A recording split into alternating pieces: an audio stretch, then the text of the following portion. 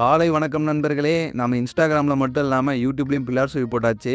அதில் மட்டும் இல்லாம நம்ம வீட்ல கொஞ்சம் கட்டுமான பணி நடக்குது. என்ன ரீசன் பார்த்தீங்கன்னா, கொஞ்சம் வீடு எக்ஸ்டெண்ட் பண்ணலாம்னு பிளான் பண்ணி தான் இந்த ஒர்க்லாம் போயிட்டு இருக்கு. இன்னைக்கு நம்ம ஃப்ரெண்டோட அக்காவுக்கு நிச்சயதார்த்தம்ன்றதுனால நம்ம நண்பர் ஒருத்தரை பிக்கப் பண்ணிட்டு டைரக்டா மண்டபத்துக்கு தான் போயிட்டோம். எப்பயுமே பசங்க மண்டபத்துக்கு போனா என்ன பண்ணுவாங்க?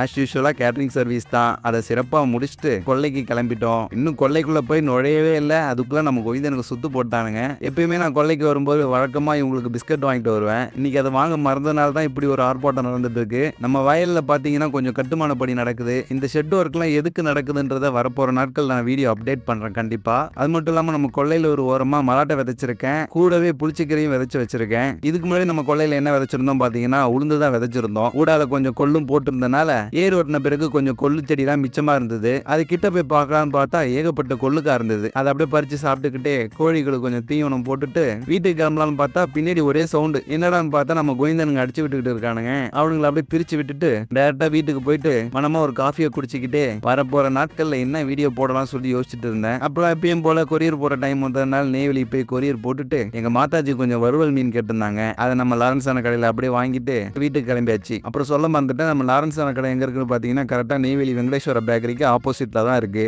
வீட்டுக்கு போயிட்டு கொஞ்சம் எடிட்டிங் ஒர்க் இருந்ததுனால அதை அப்படியே முடிச்சுட்டு இன்னைக்கு நாளை சுமூகமா முடிச்சாச்சு. அப்புறம் இன்னொரு வீடியோவில் பார்க்கலாம். பாய் பாய், டாடா.